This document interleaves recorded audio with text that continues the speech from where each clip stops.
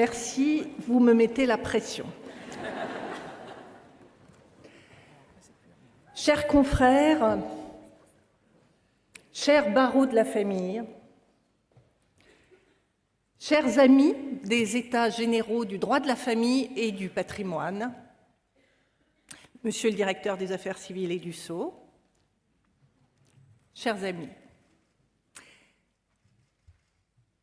c'est déjà la troisième fois que je parle devant vous et c'est la dernière. Mais une dernière qui ressemble à une première. Oui, c'est historique, c'est inédit, c'est la toute première fois que tous les barreaux de France sont en grève, 100% des barreaux.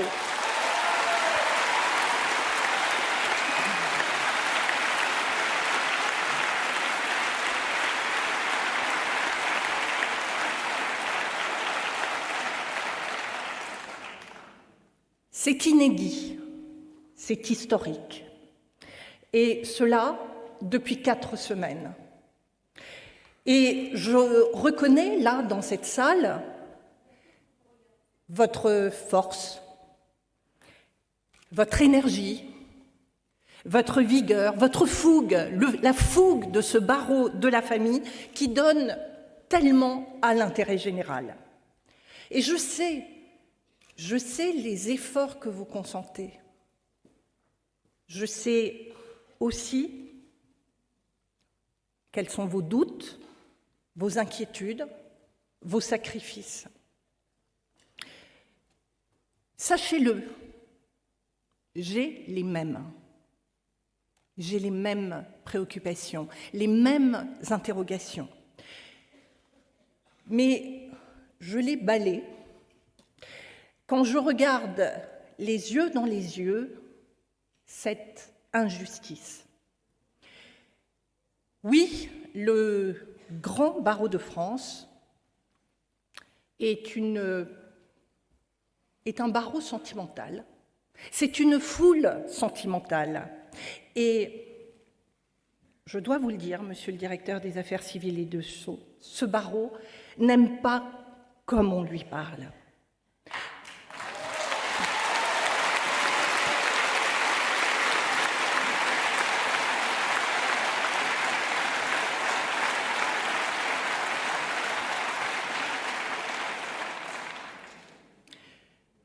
On lui parle bien mal, oui, à ce barreau.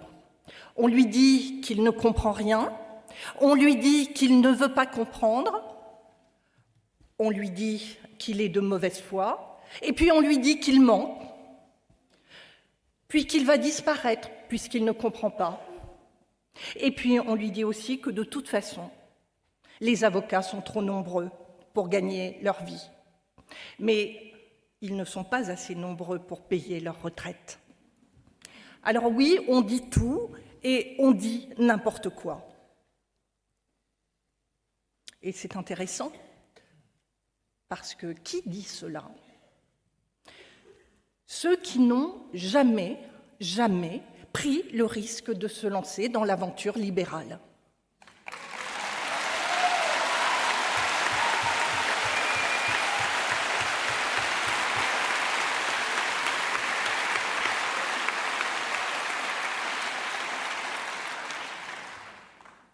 Qui dit ça? Ceux qui n'ont jamais investi 1 euro dans leur outil de travail.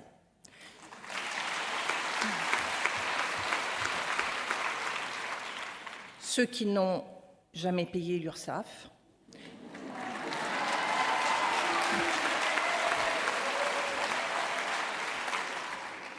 Ceux qui n'ont jamais eu à se poser la question des fins de mois, savoir comment on va payer ces charges, comment on va s'acquitter de ces charges, de ces cotisations. Ceux qui n'ont jamais eu à chercher un client ou qui n'ont jamais eu à tout faire pour garder ce client. Tous ceux, en clair, qui n'ont jamais créé un emploi autrement que sur des tableurs Excel.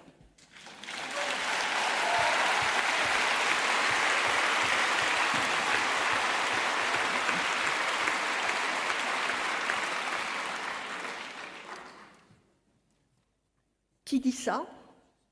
Tous ceux qui n'ont jamais attendu plusieurs mois pour percevoir l'indemnité de l'aide juridictionnelle.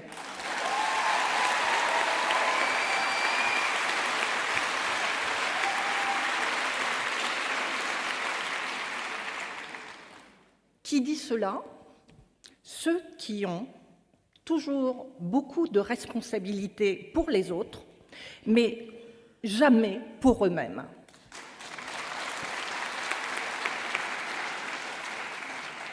Alors oui, moi je veux bien qu'on donne des leçons aux avocats sur leur avenir, sur leur faculté à s'adapter au changement, sur leur aptitude à s'adapter aux technologies, à être confrontés à l'intelligence artificielle. Mais ces leçons, elles ne peuvent pas venir de ceux qui n'ont jamais connu le marché, jamais investi leur propre denier, jamais pris de décisions qui engageaient leur propre patrimoine, leur propre destin, voire leur vie privée. Voilà ce que je dis.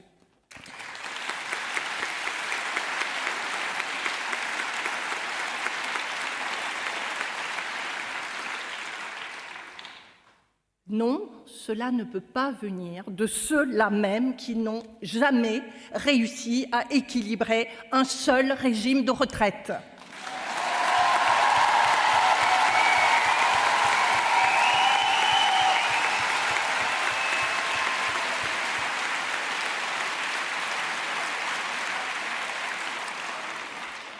Parce que oui, c'est cela être libéral. C'est cela être indépendant, c'est cela être autonome, et c'est bien cela qu'oublient ceux qui veulent nous réformer plutôt que de se réformer eux-mêmes.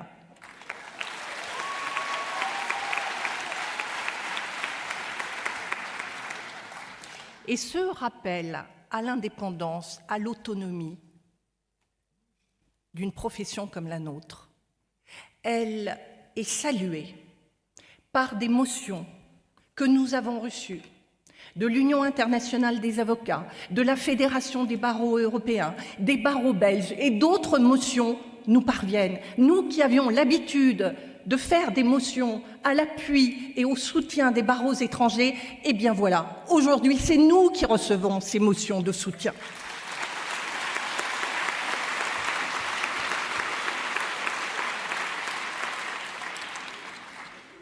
Chère Régine, chère Élodie, chère Karine, je sais que vous n'aviez pas prévu, mais pas prévu du tout, lorsque vous avez préparé, il y a déjà plusieurs mois de cela, cette nouvelle édition des États généraux. Oui, je sais que vous n'aviez pas prévu cette ambiance électrique. Vous ne pouviez pas la prévoir parce que ce n'est pas vous qui avez écrit la réforme des retraites. Ce n'est pas non plus vous qui avez rédigé des décrets, et j'ose le dire, approximatifs pendant les fêtes.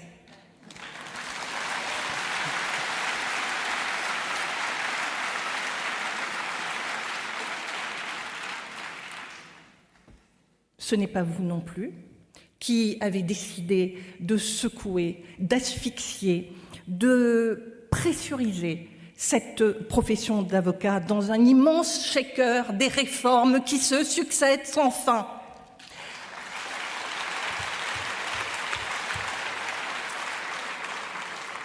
Vous avez préparé un beau programme, une très belle édition, dont on me dit d'ailleurs que les places se vendent au marché noir. Tant et si bien que le Conseil national des barreaux fait quelque chose de totalement inédit, puisque pour la première fois de l'histoire également, eh bien, il y aura une séance de rattrapage le 23 mars sur une journée. Faites-le savoir, les inscriptions sont ouvertes à partir de mi-février. Vous avez choisi cette année comme thème l'amiable.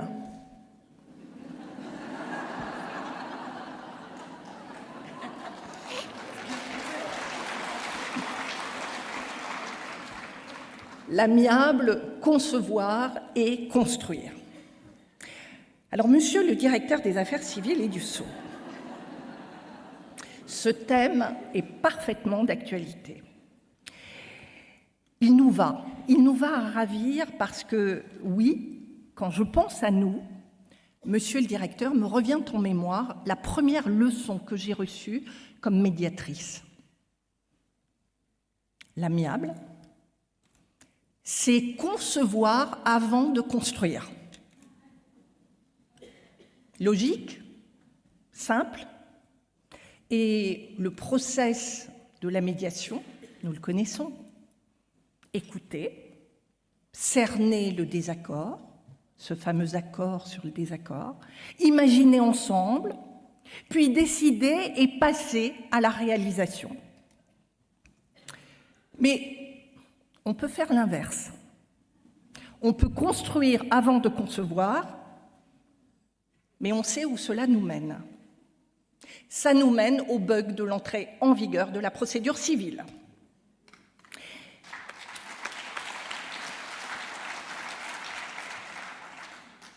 Mais il y a pire. Oui, il y a pire. On peut détruire sans rien construire.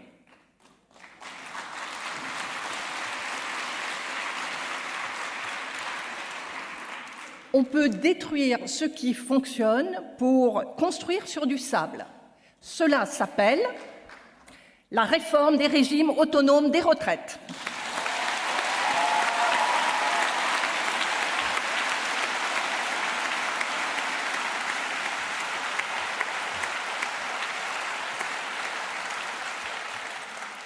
Alors oui, monsieur le directeur des affaires civiles et du Sceau, quand je pense à nous, je vois un rendez-vous manqué, mais plus encore, un acte manqué.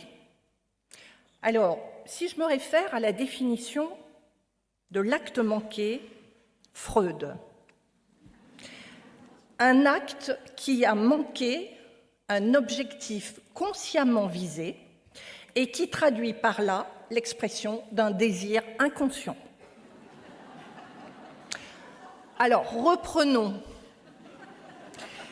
L'objectif consciemment visé, simplifier la procédure pour le justiciable. Le désir inconscient,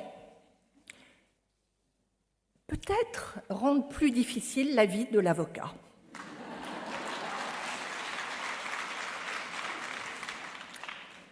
Ce dernier objectif est atteint, et c'est bien le seul.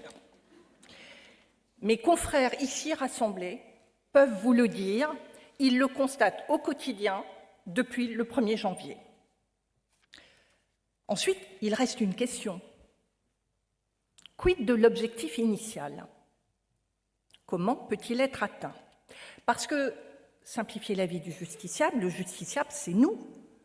Ce sont les avocats, avec bien sûr tout le respect et la distance qui s'imposent, mais tout de même, qui a pu imaginer un seul instant qu'en compliquant à l'excès la vie de l'avocat, on va simplifier celui du justiciable?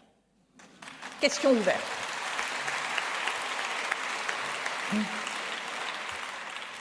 Alors oui, la chancellerie, elle a réussi une prouesse, celle de faire oublier aux avocats que finalement, la réforme du divorce allait plutôt bien.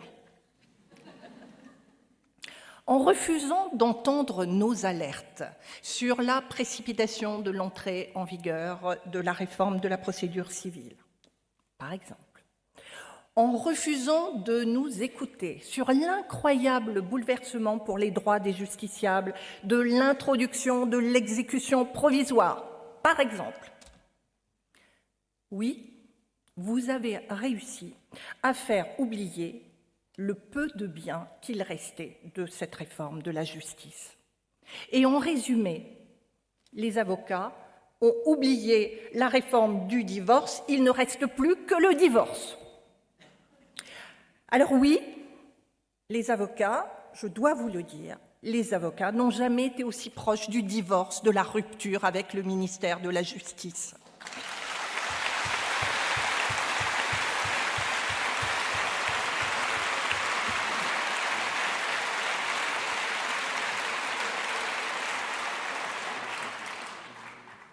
Oui, nous avons ce sentiment désagréable d'être toujours en trop, jamais soutenu, toujours dérangeant, jamais légitime, moins compétent que les magistrats, moins statutaire que les notaires, moins que tout. Mais quel geste faudra-t-il pour que le ministère soutienne publiquement notre profession ?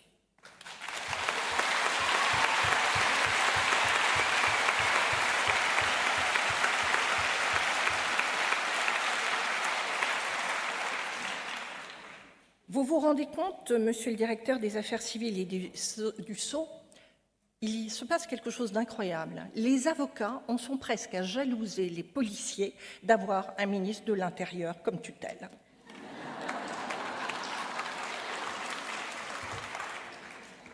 Et puisque nous en sommes au stade de la médiation, monsieur le directeur, et puisque nous devons tout faire pour chercher une solution au conflit, je me permets quelques suggestions de méthode. Premièrement, il faut arrêter de contourner les institutions représentatives de la profession. Ce n'est pas parce que vous avez recours à des avocats que vous intégrez dans des groupes de travail, que vous concertez avec la profession. Concerter avec ceux qui sont d'accord avec vous, ce n'est pas concerter.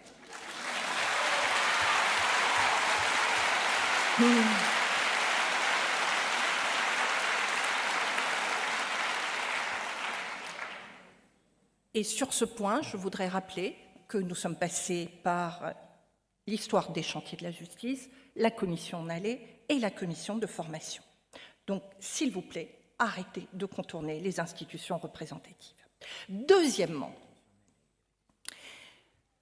traitez les avocats d'égal à égal avec les magistrats. Le ministère de la Justice n'est pas le ministère des juges, ou alors vous nous le dites une fois pour toutes, et nous saurons que nous n'avons plus d'interlocuteurs au gouvernement.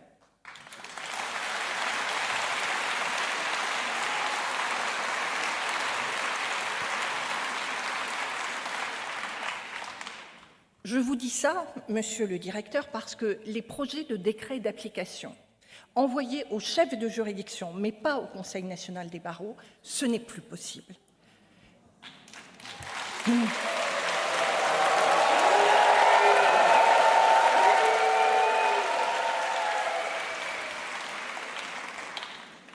Troisièmement, écoutez-nous quand nous avons raison, et ça peut arriver.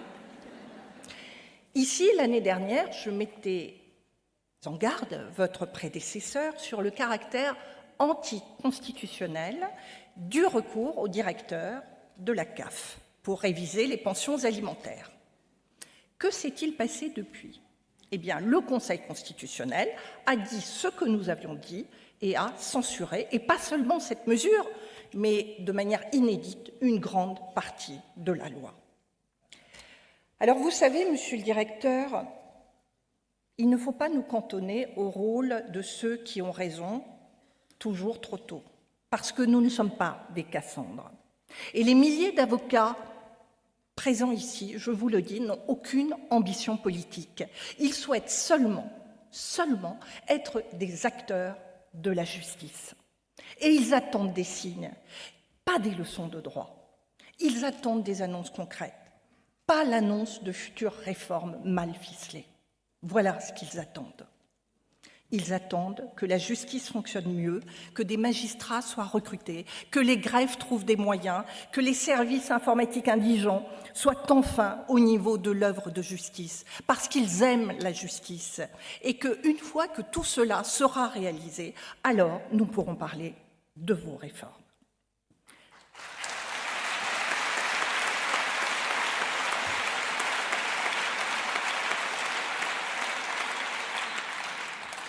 Votre présence aujourd'hui, elle est courageuse et elle traduit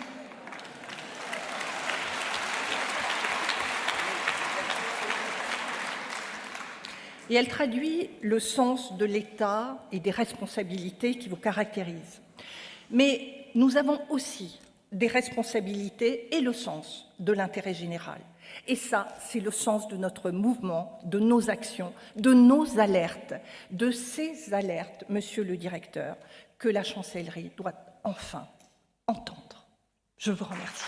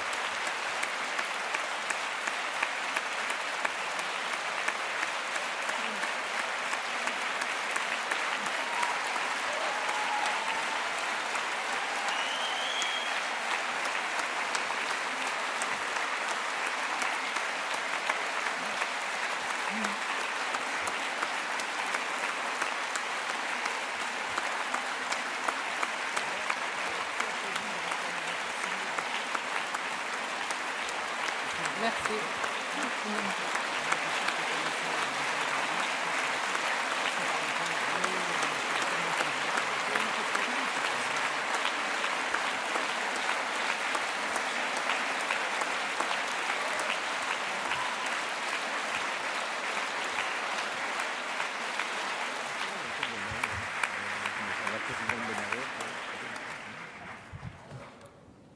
Merci.